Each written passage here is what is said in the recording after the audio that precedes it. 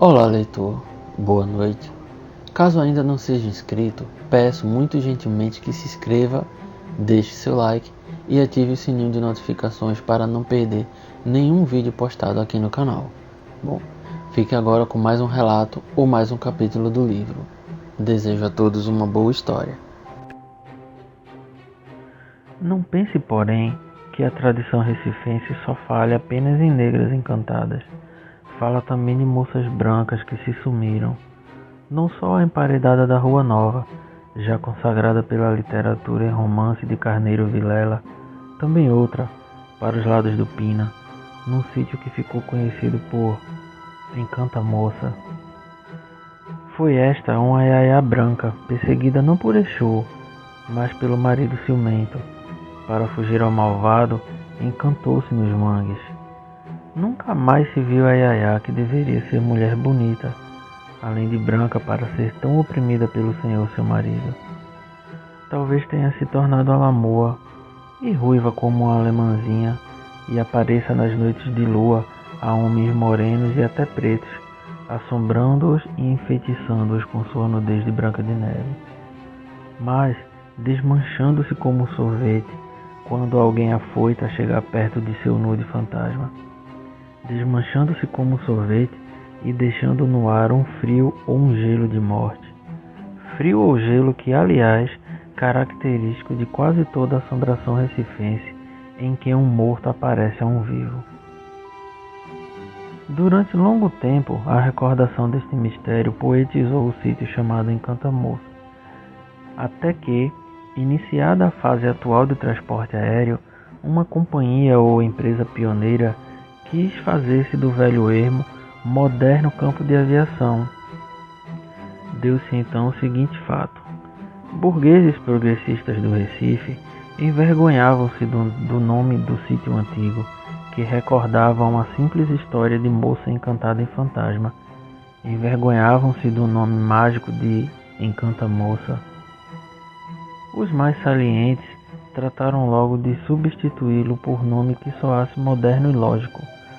O próprio Instituto Arqueológico, chamado pelos burgueses progressistas a dar parecer sobre o assunto, concordou em que mudasse o nome, aquele nome vergonhosamente arcaico, para o nome de Santos Dumont.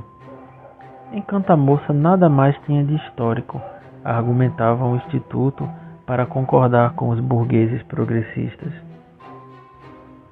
Nada significava para a história da cidade. Era lenda, história da carochinha.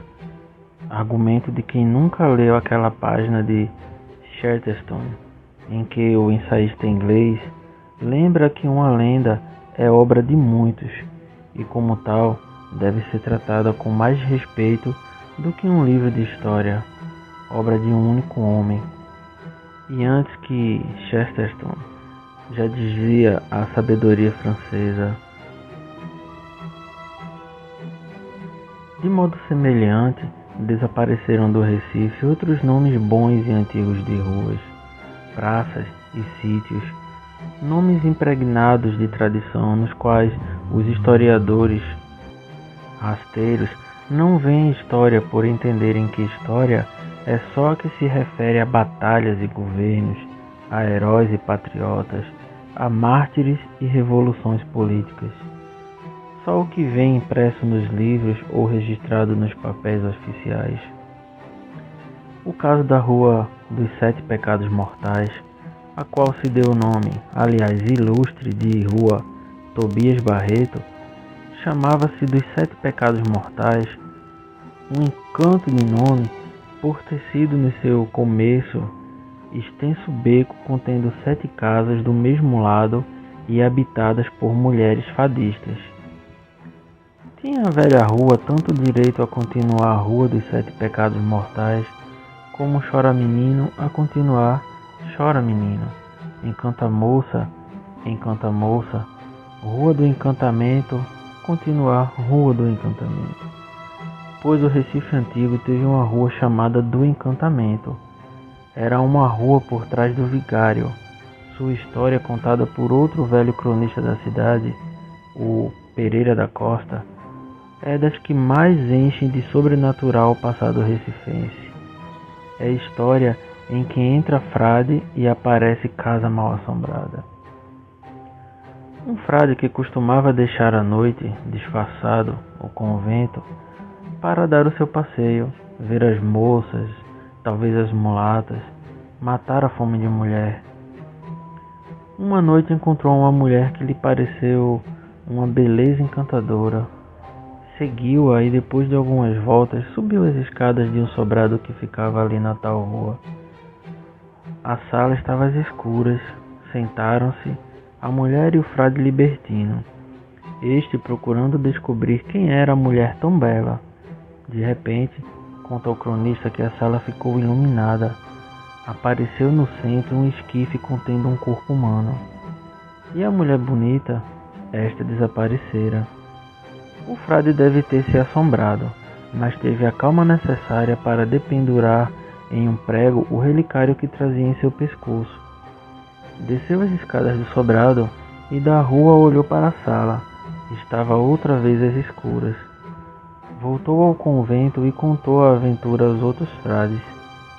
No dia seguinte, muito cedo, voltou com alguns deles à casa mal assombrada, e com o maior espanto que só havia ali o relicário que ele tinha deixado como sinal. Não nos diz a tradição em que século aconteceu ao frade libertino a estranha aventura, nem que espécie de luz iluminou de repente a sala do sobrado em que o atraíra a bonita, mas fantástica mulher. Terá sido luz parecida com a de azeite de palma? Por séculos o Recife foi, como as demais cidades do Brasil colonial, um burgo escuro, cujas casas se iluminavam à base de azeite ou velas. Pelas ruas, quem quisesse andar com segurança à noite, que se fizesse acompanhar de escravo com lanterna ou lampião particular. Só os nichos tinham luz. Por algum tempo, apenas iluminaram as ruas ou as estradas as luzes de azeite dos nichos, dos passos ou das cruzes, como a Cruz das Almas. Só na segunda metade do século XIX apareceram nas casas, as mais fidalgas, já iluminadas à vela, nos dias de festa e até nos comuns, os candeeiros belgas, os candeeiros de querosene, as lâmpadas de álcool, os bicos e as lâmpadas de gás, luz mais brilhante que a antiga e que foi afugentando os fantasmas, não só das ruas como do interior das casas, obrigando-os a se refugiarem nos ermos, nos cemitérios, nas ruínas, nos restos de igrejas, de conventos, de fortalezas, nos casarões abandonados, nas estradas tão sobreadas de arvoredo a ponto dessas sombras abafarem a própria luz dos lampiões de gás. Pelo Jornal do Recife, de 4 de junho de 1859, o brasileiro educado em Paris, Soares de Azevedo, regozijava-se com a novidade do gás nidrogênio no Recife. O esplendor do gás nidrogênio que vinha substituir a amortecida do azeite de carrapato. Um golpe quase de morte no domínio que até então vinham exercendo as almas dos mortos sob as ruas escuras do Recife. As almas dos mortos e os lobisomens e mulas sem cabeça. Mulas que deveriam ser numerosas no Recife, antes do corajoso combate do bispo Dom Vital aos padres que viviam com comadres. Pois eram precisamente essas comadres de vigários que o povo dizia que se encantavam em mulas sem cabeças, deixando em casa as cabeças, às vezes na própria cama, ao lado de maridos dorminhocos. Esses corpos de mulher abrutalhados em corpos de mulas largavam-se pelas ruas escuras escoiceando, num tropel dos diabos, fazendo latir a cachorrada dos quintais, espantando cavalos e vacas suburbanas, e não apenas homens e mulheres. Um trecho do Recife por muito tempo mal assombrado foi a chamada Avenida Malaquias, que até quase nossos dias se manteve um resto do Recife do tempo do Cabeleira, com jaqueiras e mangueiras enormes que lhe deram sombras de mata. Mesmo depois de iluminada a rua pelo gás dos ingleses e até pela luz elétrica, novidade já dos fins do século XIX e do começo do século XX, sombras e mistérios. Aí se matou no escuro da noite mais de um homem, mesmo no tempo dos lampiões a gás. É tradição que bocas misteriosas, cujos sopros apareciam dos ventos do mar nas noites de tempestades, mais de uma vez apagavam os lampiões. Outras vezes, acendedores vieram de lá às carreiras perseguidos por vozes essas que falavam: "Não nos deixe no escuro." Era não o horror, mas o amor das almas do outro mundo. Se é certo que elas, não vivos fantasiados, as almas dos mortos é que dominavam aquele quase pedaço de mata antiga. A iluminação, ao bico de gás, ao gás dos ingleses. O que não significa que tenha faltado ao Recife assombração inglesa. Veremos mais adiante que, perto da própria Avenida Malaquias, numa casa gótica levantada, segundo se diz, por ex-capitão de navio inglês que, em frente à casa, erguera o mastro do velho navio durante anos comandado por ele. Em noites de muito escuro e vento mau, houve quem avistasse um marinheiro no alto desse mastro. Devia ser fantasma de marinheiro inglês, alma de bife já descarnado em espírito, mas sem saber separar-se daquele pedaço de navio velho, perdido entre as mangueiras e jaqueiras do Recife. Mal assombrado, ainda mais romântico, é o que por muito tempo animou o escuro das noites recifenses defronte da antiga Casa Grande do sítio de Bento José da Costa, da qual só resta hoje a capela. Chama-se mesmo Sítio da Capela, e diz o povo mais simples que por muito tempo guardou o sítio e a capela uma cobra enorme e misteriosa. Sítio da Capela se chamava quando ainda de pé era a Casa Grande.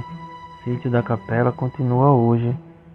Contou-me mais de um morador antigo do sítio que aí se via sair da capela nas noites de muito escuro. Sustentavam uns, nas de lua, diziam outros, uma moça toda de branco, vestida de noiva, montada num burrico como Nossa Senhora na fuga célebre. E em Águas do Capibaribe, de frente ao sítio da capela, é tradição ter aparecido um negro aflito, não Iemanjá, mas a Virgem Maria.